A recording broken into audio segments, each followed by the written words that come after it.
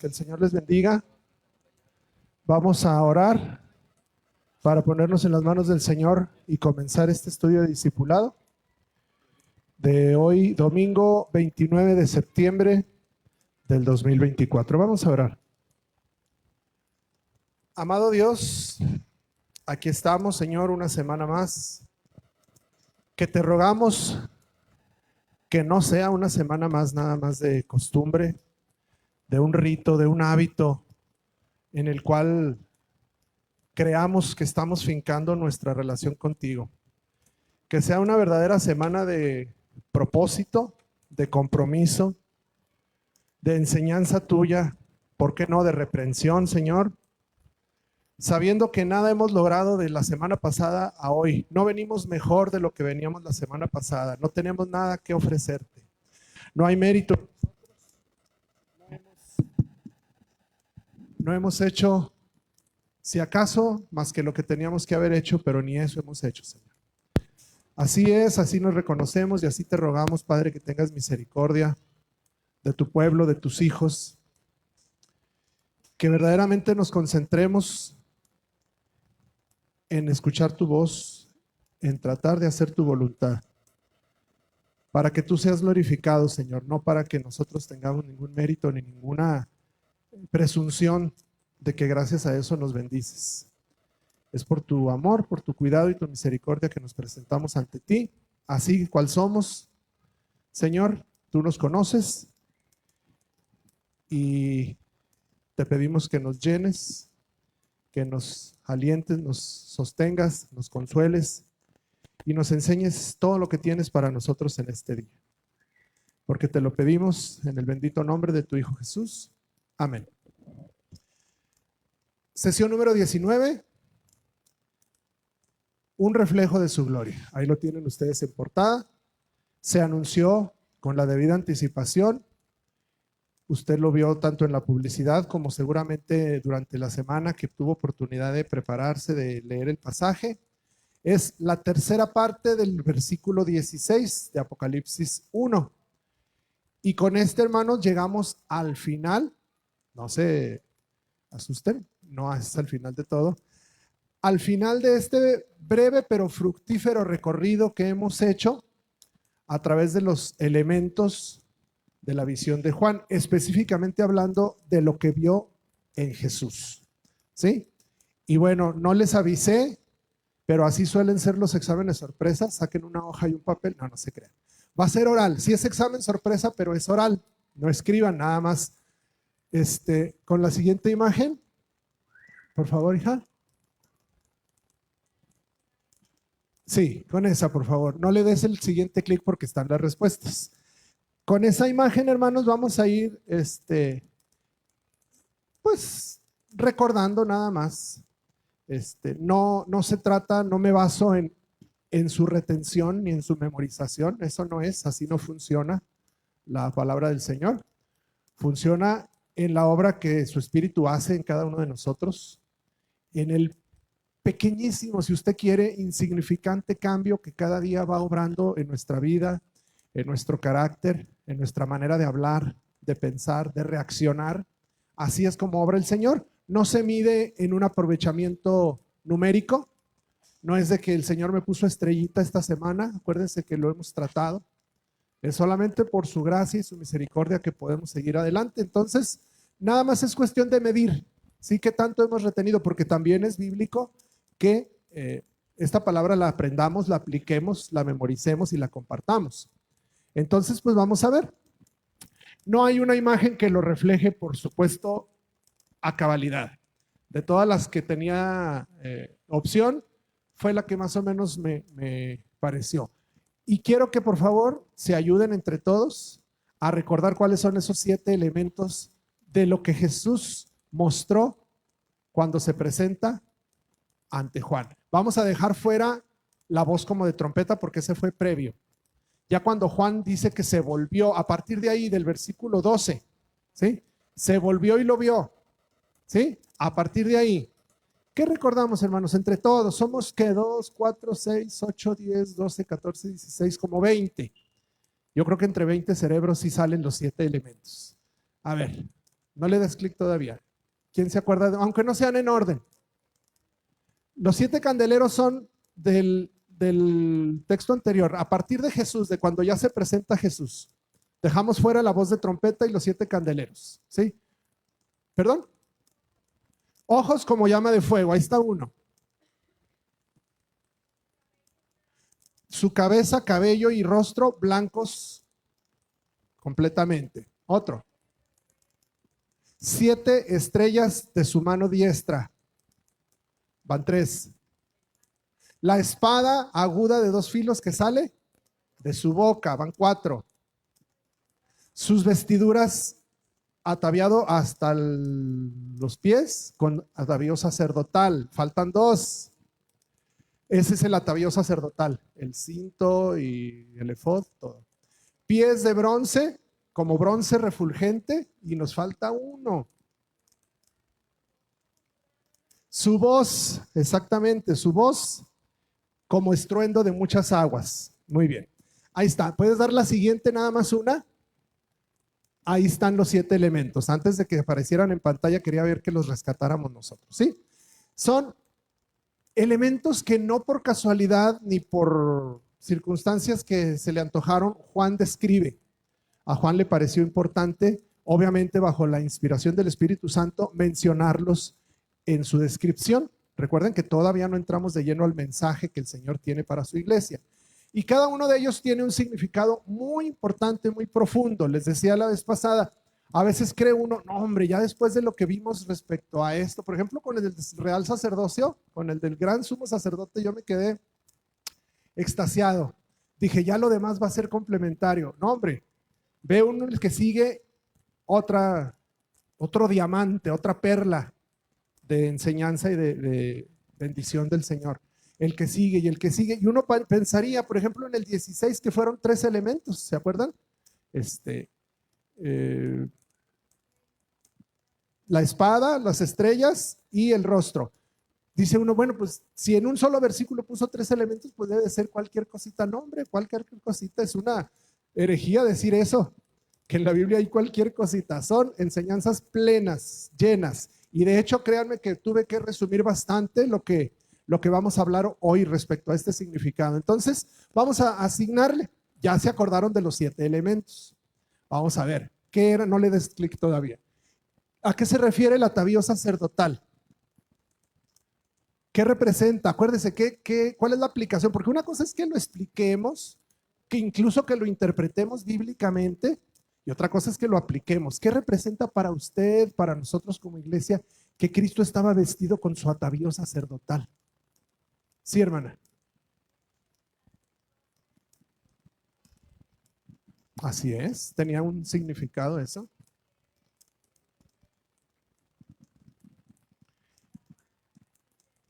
Exactamente, el significado es su obra intercesora.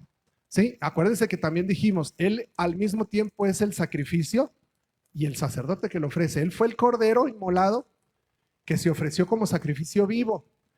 Y al mismo tiempo, por eso no hay otro sumo sacerdote superior a él, porque él al mismo tiempo realizó la función de cordero, de sacerdote y sigue siendo rey. Por eso es de Melquisedec, al mismo tiempo sacerdote y rey.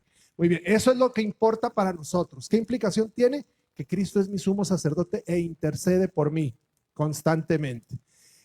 La blancura de su rostro, ¿cómo lo aplicamos? ¿Qué representa esa blancura? Su limpieza, su pureza, así es, y así de inmaculado como estaba su rostro, ¿qué espera de nosotros? Que seamos igual, ¿sí? Acuérdese de Efesios, que se presente la iglesia pura, sin mancha, inmaculada, presentada al Cordero. Muy bien. Los ojos como llama de fuego, ¿qué era? ¿Qué significaba? Su omnisciencia. ¿Y eso en qué me afecta a mí? Que todo lo ve, todo lo sabe, todo lo conoce y no hay nada oculto ante sus ojos que no haya ser manifestado. 4, su autoridad manifestada, ya la regué, debí haber dicho, ¿en qué se manifiesta sus pies? Como bronce bruñido y su voz como estruendo de muchas aguas, su autoridad. ¿Sí? Esos pies son de un trono que está por encima de cualquiera Y esa voz es autoridad que demanda atención y obediencia.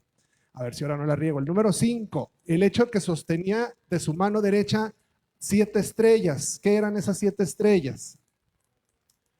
Sus ángeles mensajeros, que actualmente podemos considerar a los pastores, que son los únicos que ahorita actualmente transmiten el mensaje de Dios a la iglesia. Ya no hay profetas, ya no hay apóstoles, ya no hay patriarcas, ya no hay jueces y ya no hay reyes impuestos por Dios. Habrá reyes civiles, pero por Dios no. Entonces, ¿quiénes son los únicos autorizados a transmitir el mensaje?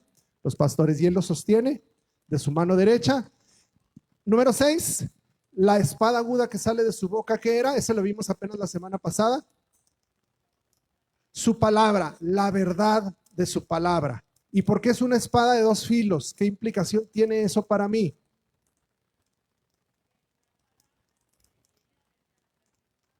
Hasta lo profundo del ser y la divide, la abre de par en par. No hay nada oculto ante sus ojos y esa palabra nos revela tal como somos, tal cual es nuestra necesidad y nuestra miseria moral ante la santidad de Dios para que Él haga el crecimiento espiritual. Hoy vemos pues el 7º elemento. Vamos a darle ahora sí, mija, el clip. Ahí está, ahí están las respuestas. Sí pasamos. Yo creo que sí los panzaba. No los pasaba, los panzaba, no se crea. Si eso fuera, hermanos, pues yo sería el primer reprobado. Gracias a Dios que nos da poquita de capacidad de discernimiento espiritual para poder aplicar eso, aunque sea parcialmente y poco a poco, a nuestras vidas. Esos son pues los significados de esos 7 elementos. Hoy es el último. Nos da un poquito de nostalgia, pero también a la vez expectativa. Ganas de entrarle ya a los mensajes. Me preguntaba Lidia en la mañana, ¿ya la próxima semana empezamos con Éfeso? Siento desilusionarte, pero todavía no. ¿Por qué? Porque el próximo estudio es el último ya de la serie previa. Vamos a ver la reacción. Si usted ha sido observador, cómo se acaba Apocalipsis 1, el versículo 17 tiene también mucho significado. Al verlo, caía a sus pies como muerto. Esa es la reacción de Juan. Vamos a ver cuál es la reacción de nosotros como iglesia y como hijos de Dios ante esta realidad, esto que estamos todavía viendo en pantalla. Son 7 elementos y muchos más que no son estériles en cuanto a su presencia y en cuanto a la enseñanza que hemos aplicado. Hay mucho que aprender y vamos a ver cuál es la reacción y cuál debería ser la reacción del hombre ante esta realidad tan impactante. Pero hoy vemos el último de los elementos, que es su rostro resplandeciente como el sol, y no nomás como el sol, porque Juan le pareció agregar, cuando brilla con toda su fuerza. Así dice la Nueva Biblia de las Américas. En la Nueva Versión Internacional dice, como el sol cuando brilla en todo su esplendor. No sé cómo diga la Reina Valera. Como el sol que resplandece en su fuerza. Fíjense, las 3 versiones varían, ¿se fijan? Ahora no hubo coincidencia. En lo que sí hay coincidencia es en querernos explicar en qué condiciones.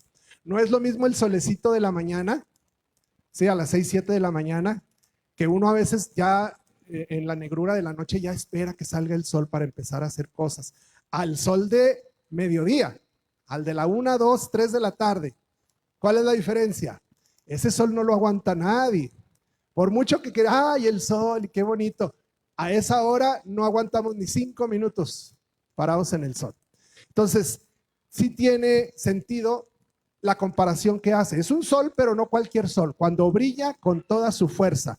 Yo me imagino que Juan estaba describiendo el sol del mes de julio, no el sol de enero. Porque el sol, aunque a la mera 1 de la tarde, pero si estás en enero, pues hasta se siente rico porque te calienta poquito, tenemos un frillazo. Pero no, el sol de julio, hermanos, no lo aguanta nadie. Eso, a manera de metáfora, nos abre los ojos a muchas cosas, ¿sí? ¿Por qué? Pues porque el sol siempre ha sido sinónimo de eso, de vida. El sol da vida. Desde que estábamos en la escuela, en la primaria, sabemos que sin el sol no se puede producir la vida, no hay fotosíntesis en las plantas. Si no hay plantas, no hay polinización. Si no hay polinización, no hay reproducción vegetal. Si no hay reproducción vegetal, tampoco hay reproducción animal. Y si no hay reproducción animal, no hay alimentos para los seres humanos. Y si no hay seres humanos, pues vámonos. ¿Sí? Todo es el origen, el efecto que el sol causa sobre la vida. El sol es vida. Entonces, eso tiene sentido también en el plano metafórico, en el plano de la alegoría. La luz del sol es algo a la vez deseable, pero a la vez temible. ¿Sí? Todos hemos anhelado literalmente en una noche difícil, cuando uno está en la noche en angustia por una carga, por una aflicción o bien en enfermedad. Yo me acuerdo cuando pasaba la noche en vela cuidando a mis papás en el hospital, sí anhelaba que llegara el día. A veces no puede uno dormir y pues ya, Señor, ya que amanezca y ya. Cuando sale el sol, ve uno las cosas ya un poquito diferentes, como que le cambia la perspectiva. Bueno, también en sentido figurado. En los problemas, en las aflicciones sentimos que estamos en tinieblas. ¿Y qué esperamos? ¿Qué anhelamos? Que la luz del Señor nos ilumine y nos traiga nueva esperanza. Pero también en sentido figurado y en sentido literal, la luz del sol en todo su esplendor, como dicen varias de las versiones, es algo que por lo general solemos evitar. Y me explico. En sentido literal, la luz del sol a mediodía, ahorita van a ser las 11. Yo les aseguro que si nos vamos y nos paramos en la calle, o si estuviéramos reunidos en un lugar sin techo, en menos de 20 minutos ya se presentaba el primer síntoma: mareo, insolación, debilidad o hasta desmayos. Por supuesto, la sed, la deshidratación. No es algo muy deseable. El sol en todo su esplendor no es algo que por lo general procuremos. Igualmente, a veces, para los cristianos, para la iglesia, a veces no deseamos tanto la luz del Señor en todo su esplendor. Ahorita vamos a entrar de lleno a eso. ¿Por qué? Porque generalmente esa luz nos incomoda. Cuando verdaderamente la gloria del Señor se manifiesta a través de su palabra, es algo que no suele agradarnos mucho desde el punto de vista de nuestra humanidad. ¿Por qué? Porque efectivamente pisa nuestro orgullo, nos pone por debajo. El hombre por naturaleza tiende a querer gloria para él. Reconocimiento, hombre. Yo no pido que me hagan presidente, yo nomás digo que me reconozcan lo que hago. Nadie me reconoce. Siempre buscamos nuestra gloria, siempre buscamos que de perdido se nos reconozca algo. Qué difícil es luchar contra eso. Y hermanos, el orgullo es uno de los pecados más sutiles, pero a la vez más peligrosos. Es el orgullo el que hizo a Satanás rebelarse contra Dios. Con eso les digo, por eso muchas de las veces les sugiero, nada más, no soy quien para pedirles ni para ordenarles, les sugiero que tengan cuidado cuando dicen, yo me siento muy orgulloso de esto y del otro. Mucho cuidado con el orgullo. Tratemos de erradicar esa palabra de nuestro vocabulario. Es muy sutil y no es nada bueno. En ningún momento el orgullo en la Biblia se menciona como sinónimo de algo positivo para los hijos de Dios. Muy bien, y no es nuevo. Todos los que tienen un poquito de tiempo en el Evangelio saben que en la Biblia es muy recurrente y muy común la comparación que se hace de la luz del Señor en contraste con las tinieblas del pecado, con las tinieblas del mundo. Y vamos a darle un breve recorrido. Créanme que lo recorté lo más que pude, pero sí era necesario, hermanos. Pude haberme concentrado en Apocalipsis 1:16c y quedarnos con la enseñanza de eso. Pero créanme que al profundizar y al estudiar un poquito más, no me hubiera sentido a gusto conmigo mismo, no me hubiera perdonado el no haberles compartido esto que el Señor me compartió a mí a su vez. Es tan hermosa y tan profunda la enseñanza de Jesús como la luz del mundo, que muchas de las veces lo asociamos con algo negativo. ¿Por qué? Pues gracias, entre comillas, gracias a estos jaliscienses que hicieron su congregación y le pusieron ese nombre. Ahora lo asociamos con algo, con una secta, la secta de la luz del mundo. Incluso ya en el mundo secular, ya decir eso, pues luego lo relacionan con aquel personaje que está preso por delitos morales. Y para los cristianos, pues a veces no nos queda muy claro. Tenemos uno que otro corito por ahí que Jesús es la luz del mundo y que ven a la luz, no debes temer. no, pocas veces lo profundizamos y lo estudiamos como debe ser, y créanme que lo más breve que pude sintetizarlo, lo voy a sintetizar en 3 partes. Les voy a pedir que vayamos a Juan, capítulo 1, versículos del 1 al 5. Hay muchos textos, hermanos, hay mucho versículo, hay mucha Biblia el día de hoy, así que nos vamos a ir lo más rapidito que podamos. Jesús, hermanos, ya era la luz junto a su Padre. Queda claro a la luz de toda la enseñanza bíblica, pero vamos a retomar algunos pasajes. Dice Juan, capítulo, fíjense, el mismo Juan que está escribiendo Apocalipsis acá, que dice del rostro. Bueno, es el mismo Juan que escribió este evangelio, ¿sí? Y en su capítulo 1 empieza diciendo su evangelio así: en el principio ya existía el verbo, refiriéndose a Jesús. Y el verbo estaba con Dios. Jesús es de la misma naturaleza eterna que el Padre. Y el verbo era Dios. Él estaba en el principio con Dios. Todas las cosas fueron hechas por medio de Él, y sin Él nada de lo que ha sido hecho fue hecho. Hasta ahí todos lo comprendemos, todos lo hemos leído. Pero luego viene el versículo 4 donde empieza esta relación. Juan va paulatinamente introduciendo esa idea hasta que llegamos al capítulo 12, ahorita vamos a rematar ahí. En Él, ¿a quién se está refiriendo? A Cristo. En Él estaba la vida. Ojo con esta dicotomía de vida con luz. Hay una relación muy intrínseca ahí. Y la vida era la luz de los hombres. En Él estaba la vida. ¿Con quién estaba? Con el Padre. Y esa vida era la luz de los hombres. Dios siempre ha sido la luz que resplandece para la humanidad. La luz brilla en las tinieblas. Parece una obviedad, parece una cosa tan lógica que hasta podemos pensar que está de más. Sin embargo, tiene su importancia en este momento, porque dice, la luz brilla en las tinieblas. ¿Cuándo es cuando se nota más la oscuridad? Cuando hay completamente ausencia de luz. Y cualquier chispita, cualquier rayito ilumina cuando la oscuridad es total.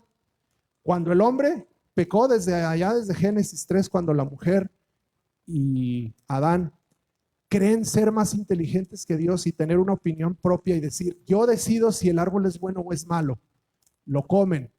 En ese momento la luz se apartó. El pecado apartó a Dios de la presencia del hombre.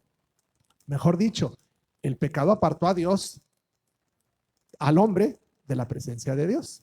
¿Sí? Y termina diciendo el versículo 5, las tinieblas no la comprendieron. A partir de ahí se rompió. Parecería que Juan en su evangelio se va hasta Génesis. Sin decirlo literalmente nos está describiendo el panorama de lo que pasó con la caída del hombre. ¿Sí? Luego versículos 6 y 7 hace una breve introducción de Juan el Bautista, los que tienen su Biblia abierta en Juan capítulo 1. Pero luego retoma el tema. Versículo 9 y 10. Existía la luz verdadera, siempre ha existido. La luz del Señor fue eterna, desde el siglo y hasta el siglo tú eres Dios, dice la Biblia. Existía la luz verdadera que, al venir al mundo, alumbra a todo hombre. Vayamos entendiendo el contexto. Versículo 10. Él estaba en el mundo, Jesús, y el mundo fue hecho por medio de Él. Ya me lo dijo en el versículo 1 y 2. Pero el mundo no le conoció, porque a lo suyo vino, pero los suyos no lo recibieron. ¿Ven cómo de qué manera introdujo este concepto de la luz en el mismo mensaje de todo el evangelio? Es decir, a la hora de que vamos a plantear el evangelio, vamos a tomar muy en cuenta este ejemplo de la luz. ¿Qué nos está diciendo aquí? Jesús ya existía junto al Padre, Él era luz, no era que recibiera la luz de Dios, Él era luz. Sin embargo, Él decidió obedecer al Padre, descender al mundo para traernos parte de esa luz que se perdió, que el hombre se perdió a causa de su pecado.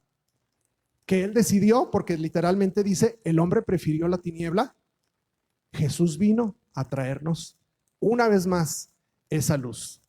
Es el mismo Juan que en Apocalipsis nos está diciendo que ve su luz resplandeciendo como el sol. Pero cuando Jesús mismo esto lo dijo Juan, ¿sí? Pero ahora vamos a ver cómo lo dice Jesús, cómo lo plantea Jesús. Vámonos a Juan 12, versículos del 37 al 46, nos vamos a brincar por ahí el 42 y el 43, por si notan que me brinqué, es con toda la intención porque lo vamos a ver un poquito más adelante. Entonces leo 37 al 40 y luego 44 al 46. Por favor, pongan mucha atención. Pero aunque había hecho Jesús tantas señales delante de ellos, ¿de quién? De los judíos, no creían en él. Para que se cumpliera la palabra del profeta Isaías que dijo: Señor, ¿quién ha creído a nuestro anuncio? ¿Y a quién se ha revelado el brazo del Señor? Por eso no podían creer, porque Isaías también dijo: Él ha cegado sus ojos y endurecido su corazón. Los que no son, paréntesis, los que no somos, gracias a Dios, invidentes o ciegos, ¿cuándo es usted capaz de ver aunque tenga los ojos abiertos? ¿Cuándo es incapaz de ver? Cuando no hay luz, efectivamente. ¿Cómo es que el hombre fue ciego? Porque estaba en tinieblas. Nos debe de quedar claro eso. Para que no vean con los ojos y entiendan con el corazón y se conviertan y yo los sane. Esto dijo Isaías porque vio su gloria y habló de él. Vámonos al 44. Entonces Jesús exclamó: el que cree en mí, no cree en mí, sino en aquel que me ha enviado. Y el que me ve, ¿cómo puedo ver algo si está en tinieblas? Cuando hay luz. El que me ve a mí, ve a aquel que me ha enviado. Y ahora sí viene el versículo clave, del que vamos a sacar la enseñanza de esta primera parte. Versículo 46. Juan 12, 46. Creo que lo tengo en uno individual, mija, para que se vea más grande. Ahí está. Y de ahí déjame esa imagen. Vamos a rápidamente a desglosar esos tres elementos de Juan 12, 46. ¿Cómo dice el texto? Yo, la luz, por si quedaba alguna duda, se vuelve a contextualizar Jesús. No es que yo refleje, no es que yo sea parte de la luz de Dios. Yo, la luz, con todas sus letras y con todas sus propiedades. Yo, Jesús, la luz, he venido al mundo para que todo el que cree en mí no permanezca en tinieblas. Vean, 12 capítulos después, Juan vuelve a rescatar esa alegoría de la luz y las tinieblas, ligándola con la vida eterna que Jesús vino a traernos. ¿Qué entendemos ahí? Número 1, el mundo está en tinieblas. Si no, no hubiera tenido sentido, no hubiera tenido caso que Dios mandara a su Hijo. Pudo haber, pues, con su misma presencia, así como lo hacía en tiempos de Moisés, de repente enviar chispazos de luz a algunos escogidos. Sin Cristo, mis hermanos, no existiría la salvación por fe, por gracia. ¿Por qué? Porque ¿cómo se salvaron los antes del sacrificio de Jesús? Por la fe puesta en garantía en el sacrificio futuro de Jesús. Estaríamos todavía dudando si la manera en que vivo le agradó a Dios. No tendríamos la certeza y la seguridad de una salvación en la roca firme que es Cristo Jesús.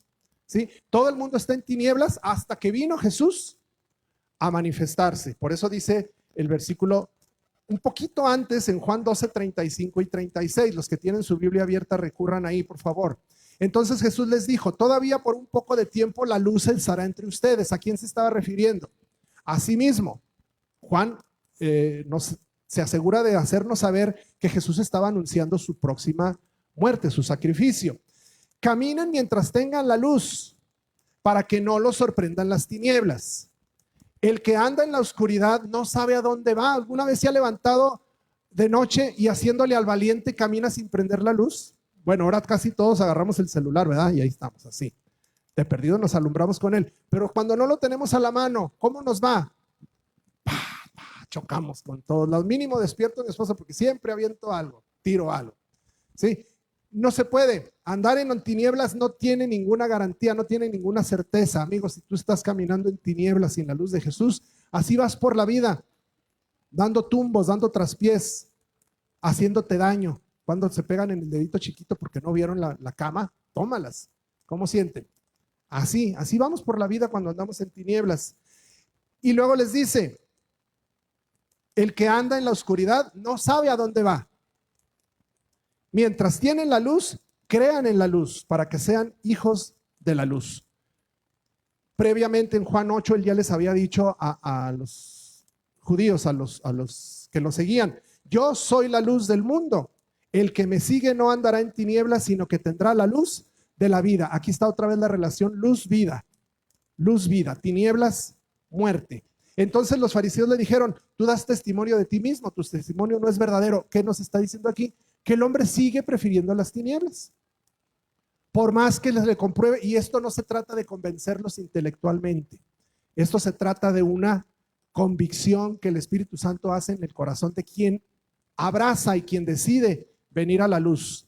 ¿Sí? Yo puedo emitir 1,000,000 de panfletos, 1,000,000 de volantes, poner anuncios de radio y de televisión, pagar tiempo, aire, para que la gente conozca este mensaje, pero si el Espíritu no hace la obra, esa gente seguirá amando las tinieblas. ¿Por qué? Porque el camino de los impíos, dice Proverbios 4:19, es como las tinieblas, no saben con qué tropiezan. Así como cuando usted se levanta de noche y se tropieza, así andan los hombres perdidos. Entonces, por eso el énfasis de Juan 12:46 es: para que todo el que cree en mí no permanezca en tinieblas. Quiere decir que estamos en tinieblas. El chiste es dejar de permanecer ahí. Nosotros nacimos en tinieblas. Si estamos en la luz es porque Dios tuvo misericordia y nos rescató, nos seleccionó para que fuéramos salvos en Cristo Jesús.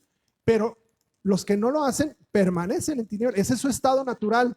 Dice el salmista: en pecado me concibió mi madre. Ahí nacemos y ahí se mueren todos, a excepción de los que abrazan la luz de Jesucristo. ¿Sí? Segunda enseñanza: hay una esperanza.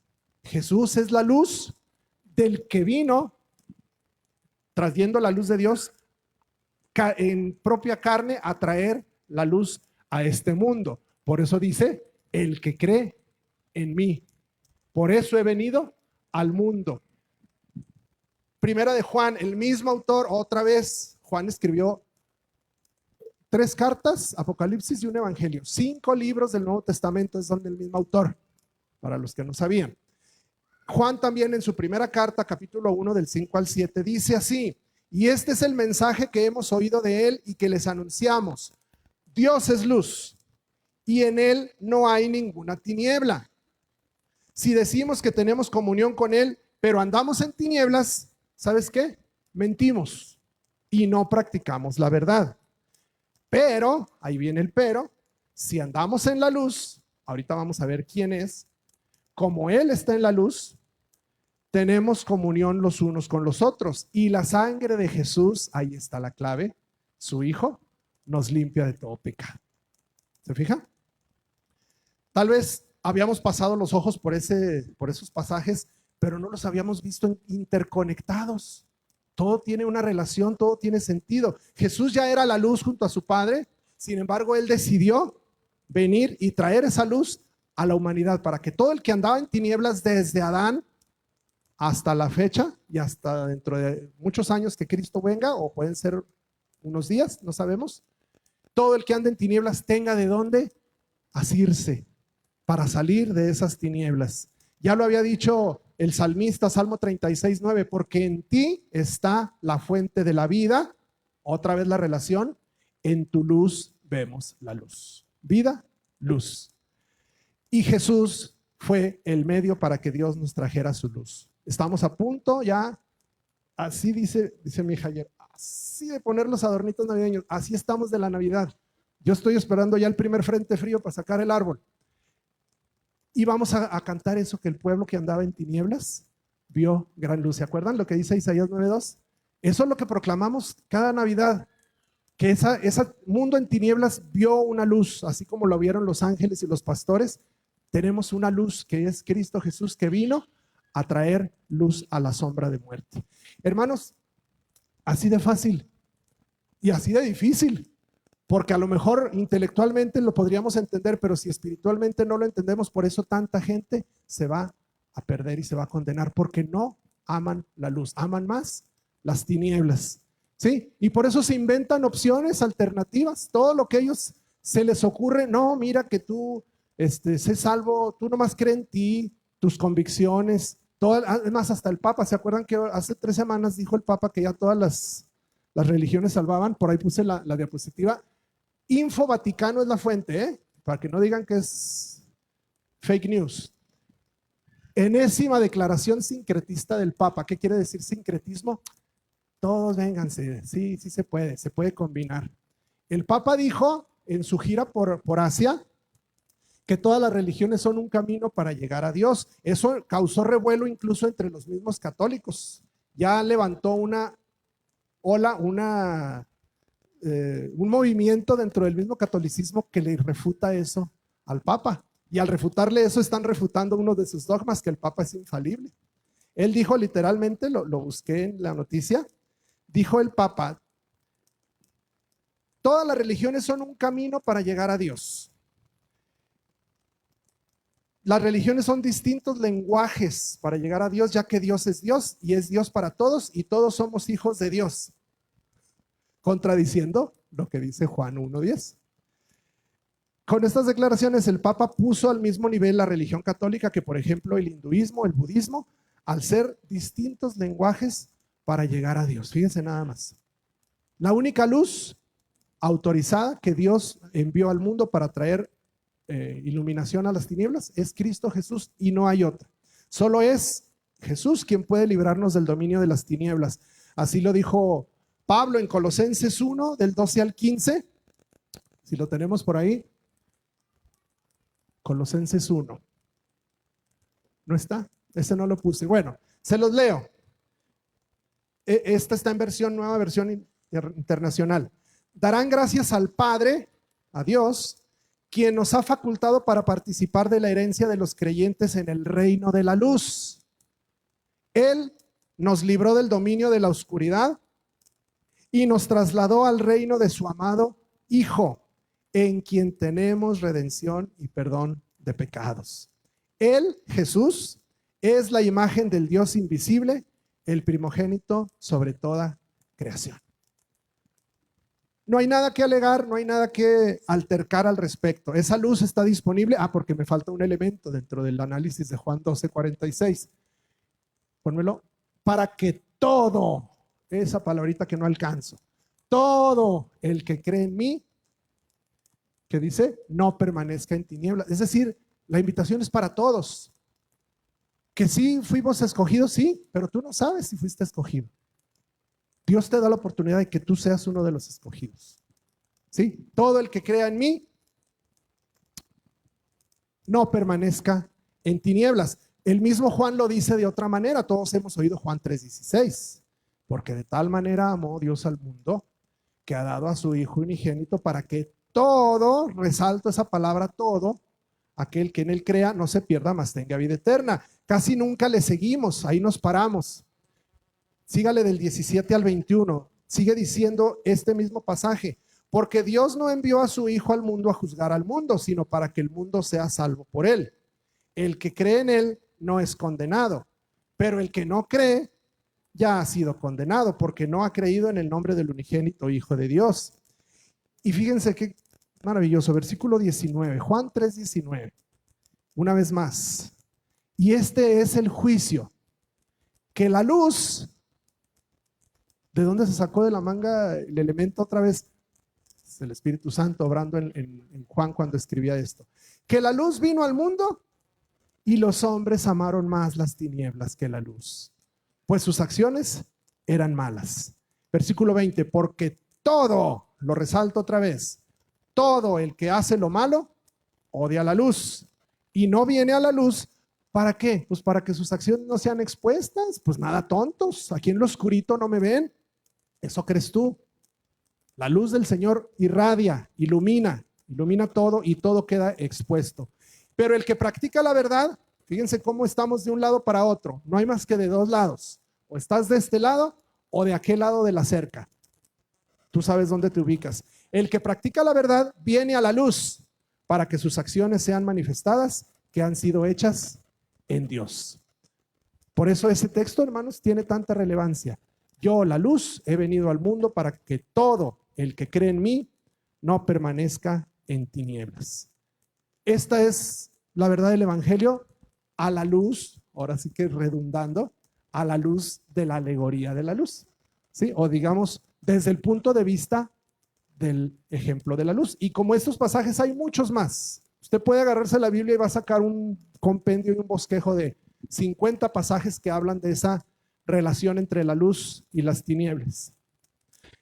¿Qué quiere decir esto, mis hermanos? Que el Evangelio así es, divide, es una espada de dos filos que divide, dos filos, los de acá y los de allá. Si usted quiere clasificar la especie humana, no se vaya que a la taxonomía, que a los mamíferos, que a los vertebrados, divídalo en dos partes, los que andan en luz y los que andan en tinieblas. Con eso es nada más la única diferencia que hay. Los que aman la luz, los que abrazan y siguen la luz de Jesús, y los que permanecen en oscuridad. Ahora la pregunta es, ¿a cuál de los dos perteneces tú? Porque es necesaria una definición. Ya Jesús hizo lo suyo. Dios envió a su Hijo, Jesús, a traer la luz al mundo. Pero falta tu definición. No basta nada más con venir a la iglesia. No basta con asumir de que soy hijo de familia cristiana. No basta con asumir de que canto alabanzas y que leo la Biblia. No, no, no. Tiene que haber una definición. Me brinqué, ¿se acuerdan que me brinqué Juan 12, 42 y 43 intencionalmente? Regreso, no sé si están. Regreso porque ahí estamos, muchos de nosotros retratados. De esos dos versículos que me brinqué, nos tocan fibras sensibles. Dice que había muchos, aún entre los gobernantes, que creyeron en él, que creyeron en Jesús, pero que por causa de los fariseos no le confesaban. Ah, qué difícil. El qué dirán, la comodidad, mis privilegios, mi comodidad de hacer lo que me da la gana, de vivir sin remordimientos, de vivir sin ataduras, para no ser expulsados de la sinagoga. Fíjense, para que no los expulsaran, para que no los disciplinaran. Sí creo, no cabe duda que Jesús es el Hijo de Dios, pero pierdo más. Fíjense nada más, pierdo más de lo que ganaría. ¿Por qué? Versículo 43, porque amaban más el reconocimiento de los hombres que el reconocimiento de Dios. Qué triste, ¿verdad? Así como otros pasajes que hemos leído, este también es uno de los versículos más tristes de la Biblia. ¿Cuántos, cuando lleguemos a la eternidad, vamos a ver, pero cómo es posible? No está mi hermano, no está mi hermana, no está mi hijo, no está mi hija, no está mi mamá, no está mi papá. Prefirieron el reconocimiento, la membresía, prefirieron otros placeres humanos que la verdadera luz. Muy bien, me quedan 15 minutos para terminar. Eso es a grandes rasgos el mensaje de el Evangelio a la luz de Jesús. Ahora vamos a ver qué aplicación tiene. Porque ya me perdí, me dan ustedes, hermanos, estamos en Apocalipsis 1:16 y usted se va a todos los evangelios. Bueno, tiene aplicación, mis hermanos, muy directa. Juan en su visión ve una luz semejante a esta porque todavía no la había visto en todo su esplendor. Recuerden que Juan vio la transfiguración de Jesús. Lo vio brillar, vio su rostro resplandeciente, incluso escuchó la voz de Dios. Pero él no había visto una luz tan cegadora como esta, al grado que él la compara con verde frente al sol. ¿Cuánto aguantamos viendo al sol en su cenit a la 1 de la tarde? Ni les recomiendo que lo hagan. Si acaso aguantamos un segundo, y créame que ya hubo un daño, aunque sea minúsculo, en su retina. No lo haga, ni lo intente. Ahora que hubo el eclipse y eso que estaba medio opacado, por eso nos dan unos lentes especiales. No se puede. Nadie se había atrevido a eso, y Juan lo describe de esa manera, como el sol en todo su esplendor, no a cualquier solecito de la mañana o del mediodía o de la tarde, no, en todo su esplendor. Seguramente ese brillo que ya había descrito, ¿se acuerdan cuando vio su blancura? Era una blancura. ¿Con qué la comparó? Con la nieve y con la lana. Ahora lo compara con un brillo comparable con el sol, y no cualquier sol, el sol en toda su intensidad. Seguramente ese resplandor aumentó de la blancura previa a un brillo tan intenso que no podía voltear a verlo. Algo imposible de ver para el ojo humano. Hermanos, igual que la gloria de Dios.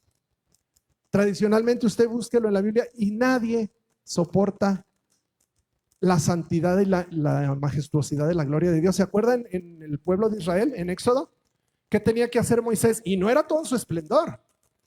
La Biblia no describe que el rostro de Moisés brillara como el sol, no, le resplandecía. ¿Y qué dijo el pueblo? Tápate, tápate. Sí, ponte, se puso un velo porque no aguantaban o no querían o no podían ver la gloria de Dios. Yo creo que más bien no querían, porque así somos los seres humanos. Dios quiere manifestar su presencia, su gloria. Él puede, de hecho lo hace, se manifiesta poderosamente cuando le adoramos, cuando nos congregamos para honrar su nombre, pero nosotros, no, Señor, no tanto. Le ponemos la mano. No nos deslumbres tanto porque no aguantaría. Así es la iglesia, así es el hombre. Así, ¿se acuerdan que Saulo también quedó cegado porque dice Hechos 9 que al acercarse a Damasco de repente resplandeció a su alrededor una luz del cielo? ¿Qué pasó con él? Quedó ciego. Durante 3 días no podía ver y no la vio completamente. Vio un reflejo de la gloria de Dios al recibir la presencia de Jesús. Y así es la iglesia, se resiste a voltear y contemplarla completamente. ¿Por qué? Porque creemos que nos va a cegar, que nos va a hacer un daño. Para nada. La gloria de Dios es deseable. Él lo desea. Él quiere que su iglesia viva en plenitud de su gloria. Por eso dice, de gloria en gloria nos acercamos a Él. Quiere que crezcamos, que nos vayamos acercando. Tal vez de golpe y porrazo no podamos, pero cada día crecer, subir en ese esplendor de la gloria de Dios, que Él no puede manifestar, sí puede hacerlo porque es todopoderoso, pero no ha podido porque nosotros le hemos resistido, porque hemos amado más el contentamiento de los hombres, los estereotipos del mundo, los estándares de una iglesia tradicional, las costumbres, los ritos, las festividades, las tradiciones de una iglesia común y corriente. Hermanos, eso es lo que Dios espera, manifestar su gloria y su esplendor en nosotros. Jueces 5:31, si lo tenemos por favor, dice, así perezcan todos tus enemigos, oh Señor, pero sean los que te aman como a la salida del sol en toda su fuerza. Fíjense desde dónde, desde la época de Gedeón, de Sansón, de Barak. Ahí estaba ya presente esa intención. Dios quiere que sus hijos brillen como el sol en toda su fuerza.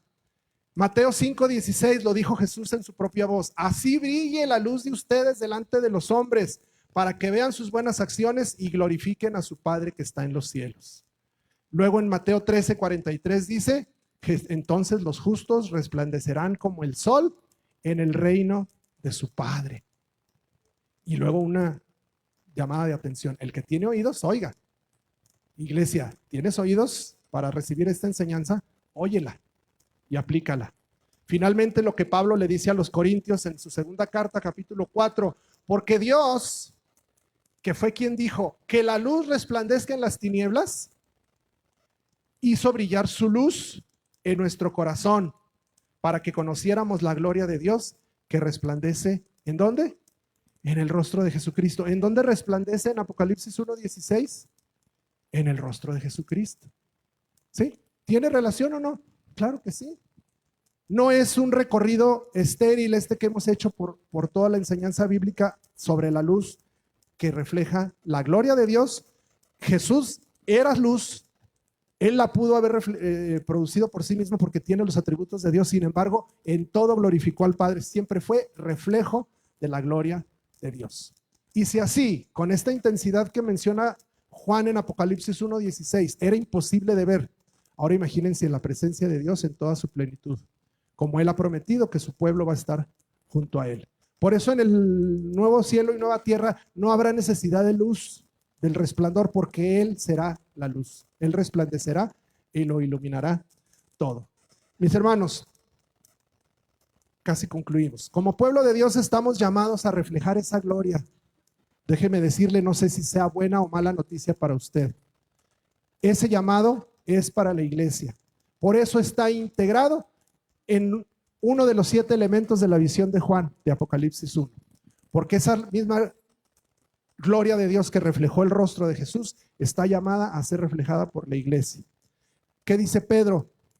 Primera de Pedro 2. Ustedes son linaje escogido, se lo saben, real sacerdocio, nación santa, pueblo adquirido para posesión de Dios. Y qué padre, ahí nos quedamos. Soy linaje, hazte para allá. No me hables de tú porque soy real sacerdocio. No nos vamos a la segunda parte. ¿Para qué?